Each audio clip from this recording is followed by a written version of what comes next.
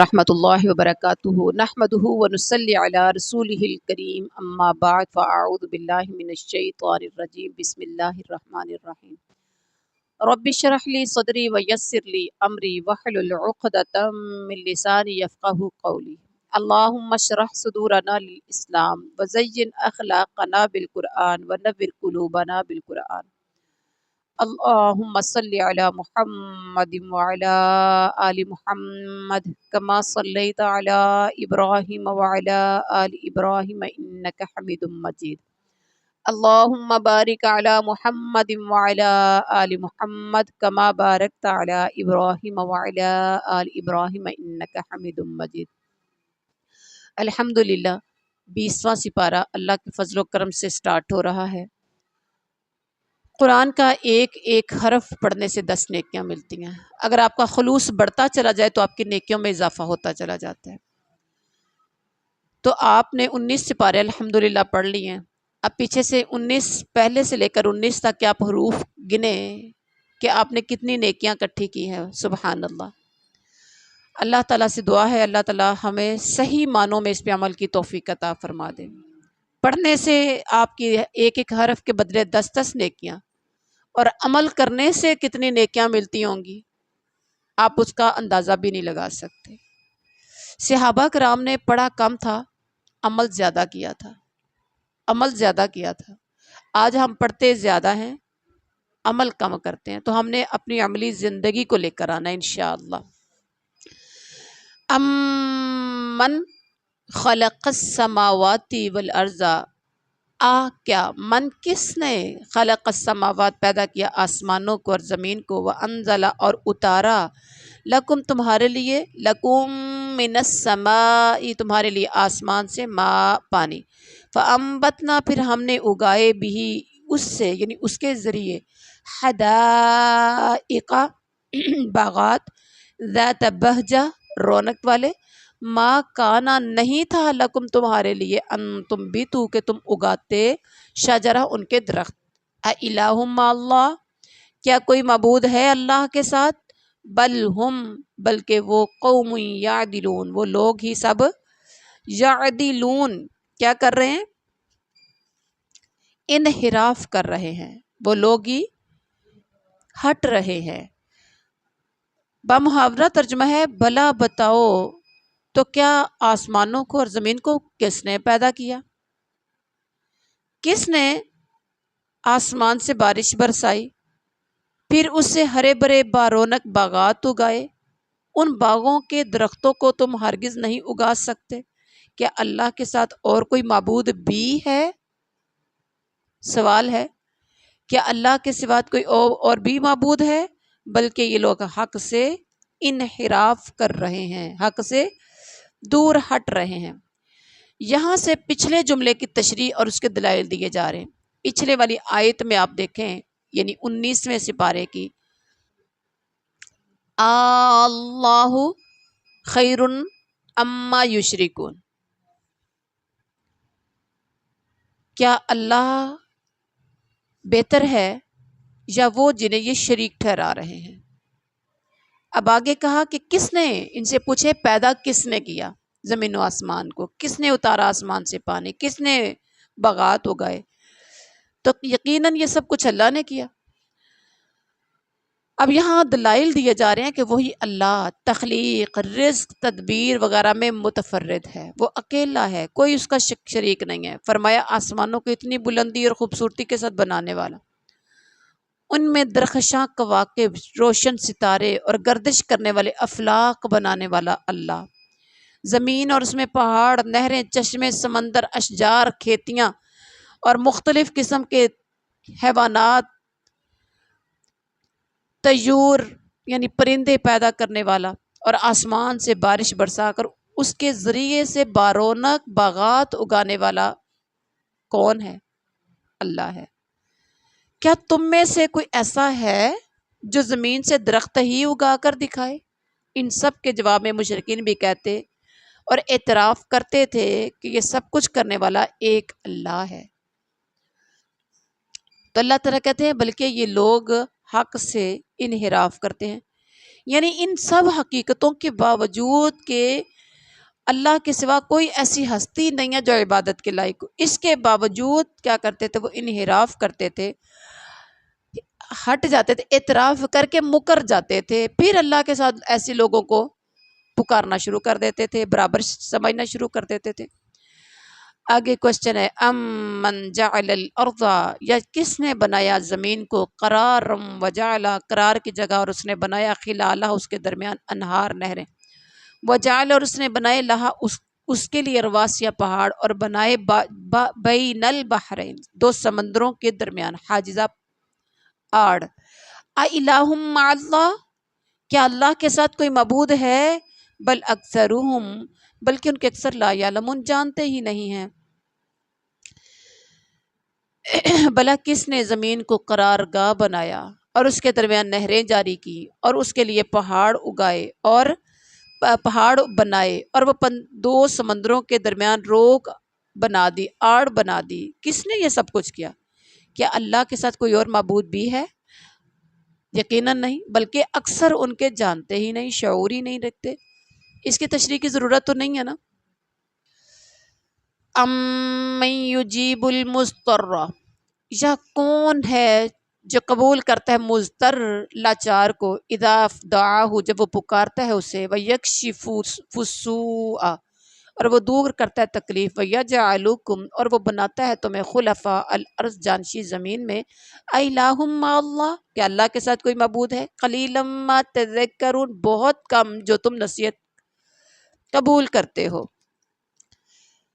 امن یجیب المضطر، بے کس کی پکار کو، لاچار کی پکار کو کون سنتا ہے جب وہ پکارے؟ کون قبول کر کے سختی کو دور کرتا ہے اور تمہیں زمین کا خلیفہ بناتا ہے؟ کیا اللہ کے ساتھ کوئی اور معبود ہے؟ تم بہت کم نصیحت حاصل کرتے ہو۔ اچھا یہاں دیکھیے، بے کس کی پکار کو جب وہ پکارے، کون قبول کر کے سختی کو دور کرتا ہے؟ پتہ چلا کہ ہماری سختیاں، تنگیاں، پریشانیاں دور کرنے والی ذات صرف اور صرف اللہ تعالیٰ کی ہی ذات ہے۔ وہی اللہ ہے جسے شدائد کے وقت پکارا جاتا ہے، مصیبتوں کے وقت جس سے امیدیں لگائی جاتی ہیں۔ مضطر یعنی لاچار اس کی طرف رجوع کرتا ہے اور تکلیف کو بھی وہی دور کرتا ہے۔ جب ہم لاچاری میں آ کر اللہ کی طرف رجوع کرتے ہیں تو تکلیفیں، پریشانیاں بھی دور اللہ ہی کرتا ہے۔ اور پھر فرمایا وَيَجْعَلُكُمْ خُلَفَاءَ الْأَرْضِ، اور وہ تمہیں بناتا ہے زمین میں خلیفہ، یعنی ایک امت کے بعد دوسری امت، ایک قوم کے بعد دوسری قوم، ایک نسل کے بعد دوسری نسل پیدا کر دیتا ہے۔ ورنہ اگر وہ سب کو ایک ہی وقت میں وجود بخش دیتا تو زمین بھی تنگی کا شکوہ کرتی نا، سب کو ایک ہی ٹائم میں بنا دیتا، اور پھر معیشت کے کمانے میں، کاروبار میں، کسب معاش میں بھی دشواریاں پیدا ہوتی اور بہت سے لوگوں کو اس سے نقصان بھی ہوتا۔ گویا یکے بعد دیگر انسانوں کو پیدا کرنا، کوئی آ رہا ہے تو کوئی جا رہا ہے، پیدا کرنا اور ایک کو دوسرے کا جانشین بنانا، یہ بھی اس کی کمال مہربانی ہے۔ اور اس کے بعد کہا امن یہدیکم، یا کون راہ دکھاتا ہے تمہیں، فی ظلمات البر، خشکی کے اندھیروں میں، والبحر، اور سمندر کے، ومن یرسل الریاح، اور کون بھیجتا ہے ہواؤں کو، بشرم بین یدی، خوشخبری بنا کر پہلے، رحمت اپنی رحمت سے، الہ مع اللہ، کیا اللہ کے ساتھ کوئی معبود ہے؟ تعالی اللہ، بہت بلند ہے اللہ، عما، اس سے جو یشرکون وہ شریک ٹھہراتے ہیں۔ امن یہدیکم فی ظلمات البر والبحر، بھلا کون ہے جو تمہیں خشکی اور تری کی تاریکیوں میں راہ دکھاتا ہے، اور جو اپنی رحمت سے پہلی خوشخبریاں دینے والی ہوائیں چلاتا ہے، وہ کون ہے؟ کہ اللہ کے ساتھ کوئی اور معبود بھی ہے جنہیں یہ شریک ٹھہراتے ہیں؟ ان سب سے اللہ بلند و بالا ہے۔ اور اس کے بعد امن یبدأ الخلق، یا کون وہ پہلی بار پیدا کرتا ہے خلقہ، مخلوق کو، ثم پھر یعیدہ وہ لٹائے گا اسے، ومن یرزقکم اور کون رزق دیتا ہے تمہیں، من السماء آسمان سے، والارض اور زمین سے، الہ مع اللہ کیا اللہ کے ساتھ کوئی معبود دوسرا ہے؟ قل کہہ دیجئے، ہاتوا برہانکم لاؤ تم اپنی دلیل اگر ہو تم سچے، امن یبدأ الخلق بلا کون ہے جو مخلوق کی اول دفعہ پیدائش کرتا ہے پھر اسے لٹائے گا، اور کون ہے جو تمہیں آسمان اور زمین میں روزیاں دے رہا ہے؟ کیا اللہ کے ساتھ کوئی اور معبود ہے؟ کہہ دیجئے کہ اگر سچے ہو تو اپنی دلیل لاؤ۔ پہلی مرتبہ مخلوق کو پیدا کرنے والا کون ہے؟ اللہ۔ پھر دوبارہ بھی اسے لٹائے گا، مطلب دوبارہ اسے قبروں سے اٹھا کر دوبارہ انہیں پیدا کرے گا۔ تو یہ کون ہے؟ یہ اللہ ہی کی ذات ہے، یعنی قیامت والے دن تمہیں دوبارہ زندگی عطا کرنے والا کون ہوگا؟ اللہ ہی۔ اگر اللہ کے ساتھ کوئی ہے تو پھر تو دلیل لے کرو، اگر تم سچے ہو، یعنی بات کرو تو بات دلیل کرو۔ قل لا کہہ دیجئے نہیں، یعلم وہ جانتا، من فی السماوات جو آسمانوں میں ہے، والارض اور زمین میں ہے، غیب کو، الا اللہ سوائے اللہ کے، وما یشعرون اور نہیں وہ سب شعور رکھتے، ایانا کب یبعثون وہ اٹھائے جائیں گے۔ کہہ دیجئے آسمانوں اور زمین والوں میں سے سوائے اللہ کے کوئی غیب نہیں جانتا، انہیں تو یہ بھی پتہ نہیں کہ کب کھڑے کیے جائیں گے، کب اٹھا کھڑے کیے جائیں گے، یعنی قبروں سے کب نکالے جائیں گے۔ پتہ چلا کہ عالم الغیب صرف اور صرف اللہ ہی کی ذات ہے، اور اس کے علاوہ کوئی بھی غیب کا علم نہیں رکھتا۔ حضرت عائشہ فرماتی ہیں جو شخص یہ گمان رکھتا ہے کہ نبی صلی اللہ علیہ وسلم آئندہ کل کو پیش آنے والے حالات کا علم رکھتے ہیں، اس نے اللہ پر بہت بڑا بہتان باندھا، اس لیے کہ وہ تو فرما رہا ہے آسمان و زمین میں غیب کا علم صرف اللہ کو ہے۔ حدیث ہے بخاری کی، حدیث ہے صحیح مسلم کی، اور حدیث ہے جامع ترمذی کی۔ غور کریے، صاف صاف کہا کہ کلنا یعلم من فی السماوات والارض الغیب الا اللہ۔ جب یہ بات کہہ دی الا اللہ تو پیچھے کیا رہا؟ جو آج کل لوگ کہتے ہیں نبی غیب کا علم جانتے تھے، تو پھر قرآن کی آیت کیا کہہ رہی؟ ادھر سے حضرت عائشہ کیا فرماتی ہیں؟ حضرت قتادہ فرماتے ہیں کہ اللہ تعالیٰ نے ستارے 3 مقصد کے لیے پیدا کیے: آسمان کی زینت، رہنمائی کا ذریعہ، اور شیطان کو سنگسار کرنا۔ لیکن اللہ کے احکام سے بے خبر لوگوں نے ان سے غیب کا علم حاصل کرنے یعنی کہانت کا ڈونگر چا لیا ہے۔ جو فلاں فلاں ستارے کے وقت نکاح کرے گا تو یہ ہوگا، فلاں فلاں ستارے کے وقت سفر کرے گا تو یہ ہوگا، فلاں فلاں ستارے کے وقت فلاں جو پیدا ہوگا تو اس کے ساتھ ایسا ایسا ہوگا۔ یہ سب ڈکوسلے ہیں، ان کے قیاسات کے خلاف اکثر ہوتا رہتا ہے۔ ستاروں، پرندوں، جانوروں سے غیب کا علم کس طرح حاصل ہو سکتا ہے؟ جبکہ اللہ کا فیصلہ تو یہ ہے کہ آسمان و زمین میں اللہ کے سوا کوئی غیب نہیں جانتا۔ بات سیدھی سادھی ہو گئی۔ بل ادارکا بلکہ ختم ہو گیا ہے، علمہم ان کا علم، فی الآخرتی آخرت میں۔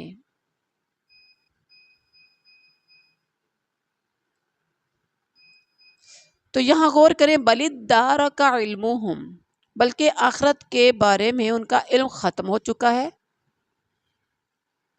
یعنی ان کا علم آخرت کے وقوع کا وقت جاننے سے عاجز ہے، یا ان کا علم آخرت کے بارے میں برابر ہے۔ جیسے نبی صلی اللہ علیہ وسلم حضرت جبریل کے استفسار پر فرمایا تھا کہ قیامت کے بارے میں مسئول عنہا، یعنی نبی سے بھی سائل حضرت جبریل سے زیادہ علم نہیں رکھتے۔ جب انہوں نے پوچھا تھا نا قیامت کب آئے گی، کس نے پوچھا تھا؟ جب حضرت جبریل انسانی شکل میں آئے تھے، اس کو کہتے ہیں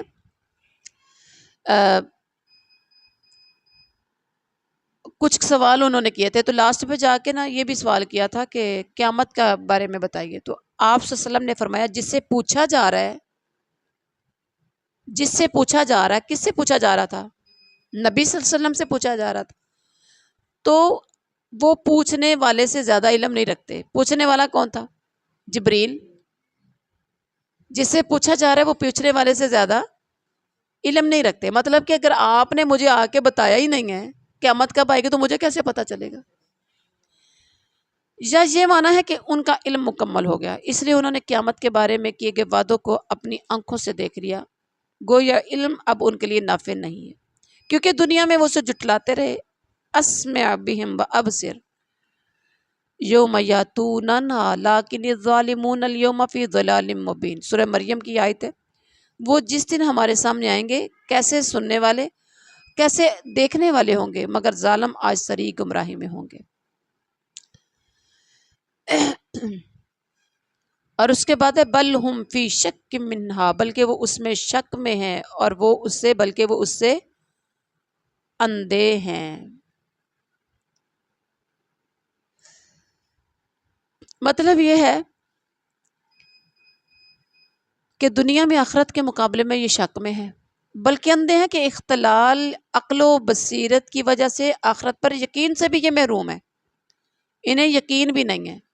اس کے بعد وقال الذین کفروا، اور کہا ان لوگوں نے جنہوں نے کفر کیا، اذا کننا، کیا جب ہم ہو جائیں گے تراب مٹی، و آباؤنا، اور ہمارے باپ دادا، انا، کیا واقعی ہم لمخرجون، ضرور نکالے جائیں گے۔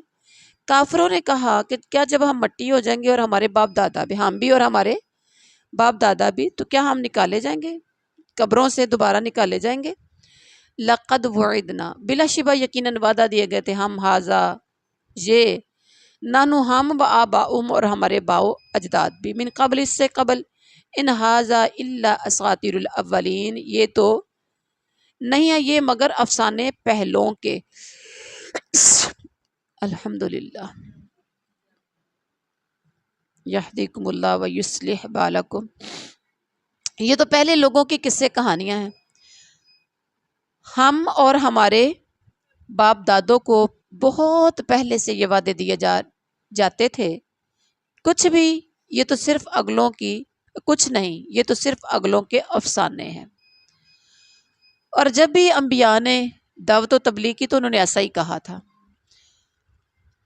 قل، میرے نبی کہہ دیجئے، سیرو فی الارض، زمین میں چلو پھرو، فانظروا، دیکھو، کیف کان عاقبۃ المجرمین، دیکھو مجرموں کا انجام کیسا ہوا، ولا تحزن، اور آپ غم نہ کریں، علیہم، ان پر، ولا تکن، اور آپ نہ ہوں، فی ضیق مما، کسی تنگی میں، اس سے، یمکرون، وہ جو سازشیں کرتے ہیں، ولا تحزن علیہم، آپ ان کے بارے میں غم نہ کریں اور ان کے داؤ گھات سے تنگ دل نہ ہوں۔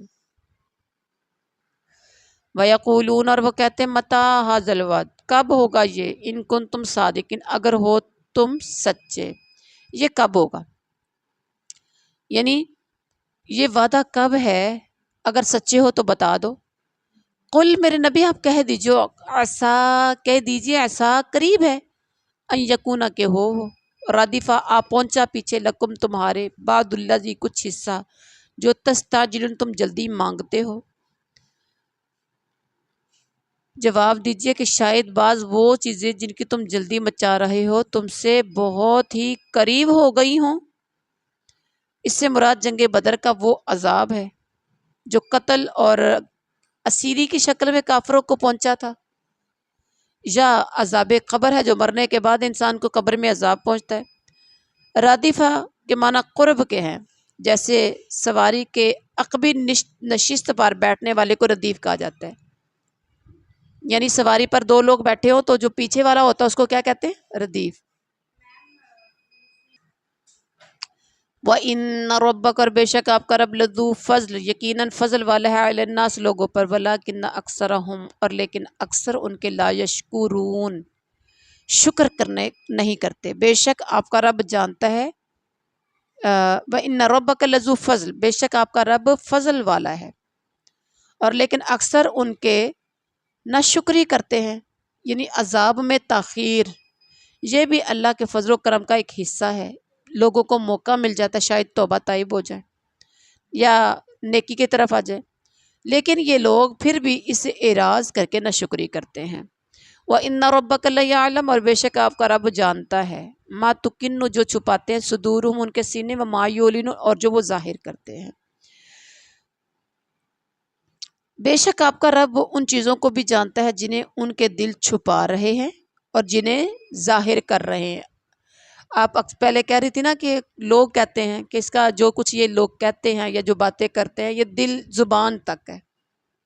قرآن کی آیت نے واضح کر دیا کہ جو دلوں میں چھپاتے ہیں وہ بھی، جو ظاہر زبان سے کرتے ہیں وہ بھی اللہ جانتا ہے۔ اصل علم اللہ کو ہے، اللہ کو پتہ ہے کون کیسا ہے۔ وَمَا مِنْ غَائِبَةٍ، اور نہیں ہے کوئی پوشیدہ چیز، فی السماء آسمان میں، والارض اور زمین میں، الا مگر، فی ضلال مبین ایک کتاب میں واضح، ہاں فی کتاب مبین ایک کتاب میں واضح ہے۔ آسمان و زمین کی کوئی پوشیدہ چیز بھی ایسی نہیں جو روشن اور کھلی کتاب میں موجود نہ ہو۔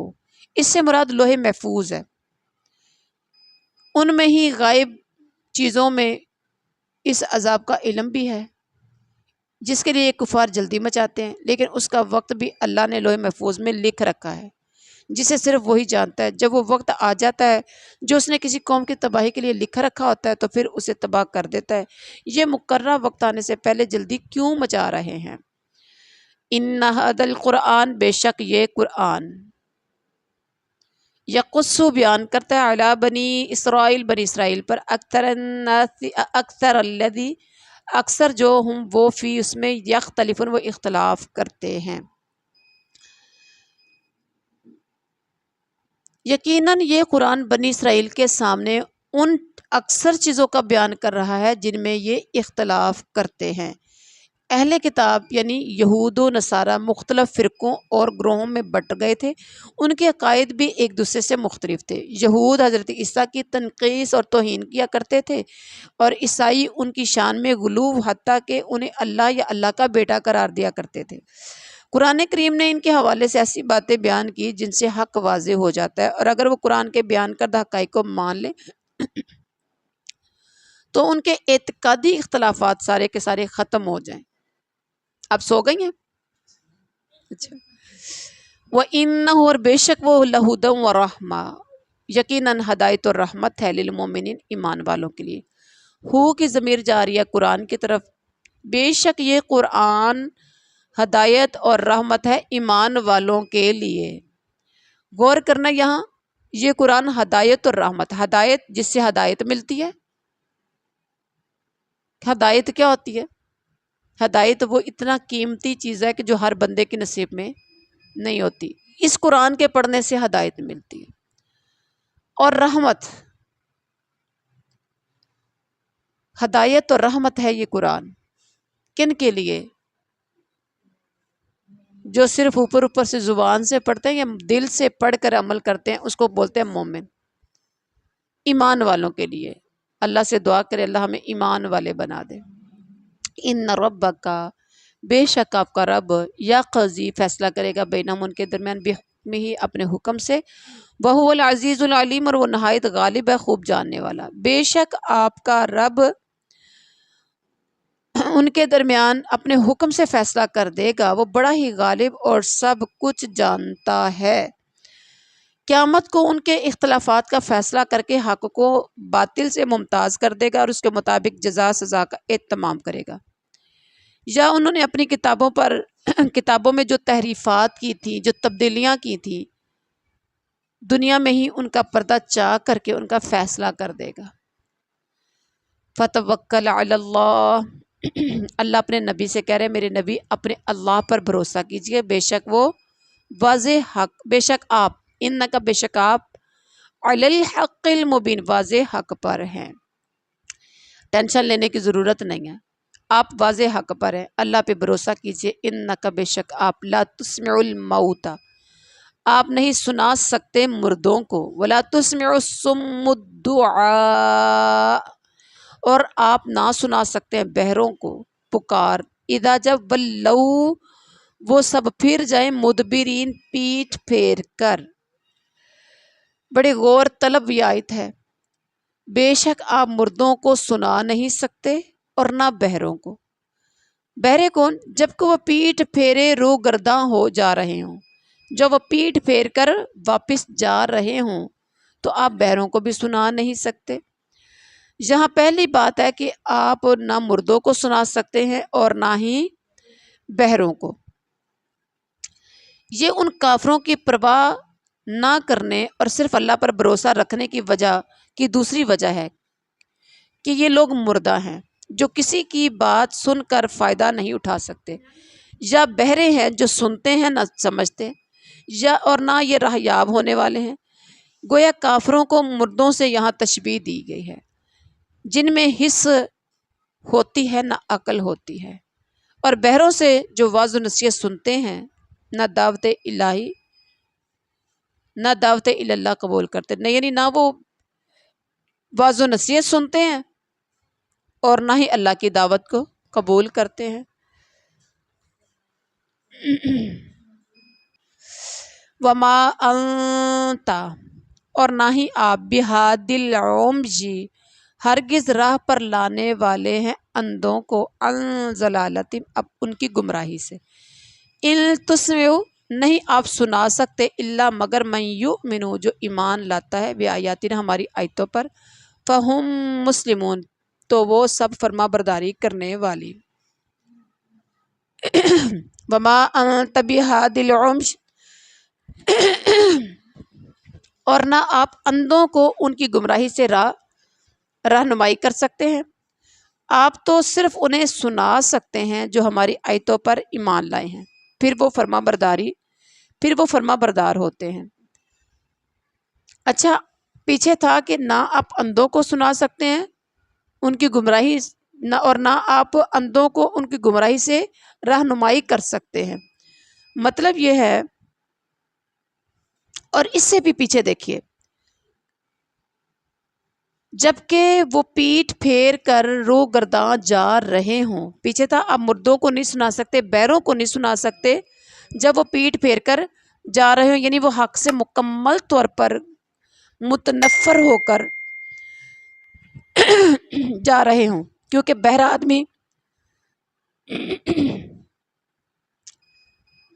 آدمی دور سے کوئی بات نہیں سن سکتا، اور اسی طرح سے جو پیٹ پھیر کر بھاگ رہا ہو وہ بھی نہیں بات سنے گا۔ اور یہاں جو ہے بات، وما انت بہاد العمی، اور آپ نہیں ہدایت دے سکتے اندھوں کو، رہنمائی کر سکتے اندھوں کی۔ وہ کون سے ہیں کہ ان کی گمراہی سے جو گمراہ ہو چکے ہیں، ان اندھوں کو آپ گمراہی کی طرف جو ہے ان کی آپ رہنمائی نہیں کر سکتے۔ مطلب یہ ہے کہ جن کو اللہ تعالیٰ حق سے اندھا کر دے، آپ ان کی اس طرح رہنمائی نہیں فرما سکتے جو انہیں مطلوب ہے، یعنی ایمان تک پہنچا دے، وہ آپ رہنمائی نہیں کر سکتے۔ گلا کافی خراب ہو گیا۔ وَإِذَا وَقَعَ الْقَوْلُ، اور جب واقع ہو گئی بات، علیہم ان پر، اخرجنا، ہم نکالیں گے، لہم ان کے لیے، دابۃ من الارض، ان کے لیے ایک جانور زمین سے، تکلمہم، وہ کلام کرے گا ان سے، ان الناس، کہ بے شک لوگ، کانو تھے وہ، بآیاتنا، ہماری آیتوں پر، لا یوقنون، یقین نہیں رکھتے۔ جب ان کے اوپر عذاب کا وعدہ ثابت ہو جائے گا، ہم زمین سے ان کے لیے ایک جانور نکالیں گے جو ان سے باتیں کرتا ہوگا، کہ لوگ ہماری آیتوں پر یقین نہیں رکھتے تھے۔ اچھا غور کریے، جب ان پر ان کی بات پوری ہو جائے گی، مطلب جب ان کے اوپر عذاب کا وعدہ ثابت ہو جائے گا، عذاب کا وعدہ ثابت یعنی جب نیکی کرنے کا حکم دینے والا اور برائی سے روکنے والا نہیں رہ جائے گا، اب عذاب نے آنا ہے، تو جب عذاب کا وقت آ جائے گا، اس وقت ہوگا کیا، اخرجنا لہم دابۃ من الارض، ہم زمین سے ان کے لیے ایک جانور نکالیں گے جو ان سے باتیں کرتا ہوگا۔ یہ دابہ وہی ہے جو قرب قیامت کی علامات میں سے ہے، قیامت کی نشانیوں میں سے ہے۔ حدیث میں آپ صلی اللہ علیہ وسلم نے فرمایا، قیامت اس وقت تک قائم نہیں ہوگی جب تک تم 10 نشانیاں نہ دیکھ لو، ان میں ایک جانور کا نکلنا ہے۔ صحیح مسلم کی حدیث ہے، سنن نبی داؤد، جامع ترمذی، سنن ابن ماجہ کی۔ اور ایک اور روایت ہے، سب سے پہلی نشانی جو ظاہر ہوگی وہ ہے سورج کا مشرق کی بجائے مغرب سے طلوع ہونا۔ اور چاشت کے وقت جانور کا نکلنا، ان دونوں میں سے جو پہلے ظاہر ہوگی دوسری اس کے فوراً بعد ظاہر ہو جائے گی، ایک نکلے گی تو پھر دوسری، پھر ایسے ہی جیسے تسبیح کے دانے، تسبیح ٹوٹ جائے تو ایک کے بعد دیگرے آنا شروع ہو جاتی، اور وہ جانور کیا کرے گا؟ ان سے باتیں کرے گا، اور ان الناس کانوا بآیاتنا لا یوقنون، کہ لوگ ہماری آیتوں پر یقین نہیں رکھتے تھے۔ یہ جانور کے نکلنے کی علت ہے، وجہ ہے، کیا ہے وجہ؟ اللہ تعالیٰ اپنی یہ نشانی اس لیے دکھلائے گا کہ لوگ اللہ کی نشانیوں یا آیتوں پر یقین نہیں رکھتے۔ قرآن کے ظاہری الفاظ سے پتہ چلتا ہے کہ یہ جملہ اللہ کا ہے، جبکہ بعض نے اسے جانور کا کلام قرار دیا ہے۔ بعض کہتے ہیں یہ اللہ کا ہے، بعض کہتے ہیں کہ یہ جانور کا ہے، لیکن یہ مرجوح قول ہے، راجح قول یہی ہے کہ یہ جانور کا کلام ہوگا، کہ یہ ہماری آیات پر راجح قول یہی ہے کہ یہ اللہ کا کلام ہے۔ جب وہ جانور ان سے باتیں کرے گا تو اللہ کہتے ہیں ان سے باتیں کرے گا، اور اللہ خود کہہ رہے ہیں کہ یہ لوگ ہماری باتوں پر یقین نہیں رکھتے تھے، اس لیے جانور اب ان سے باتیں کرے گا۔ تو لہٰذا یہ تھا آج کا ہمارا سبق۔ سبحان ربک رب العزت عما یصفون وسلام علی المرسلین والحمد للہ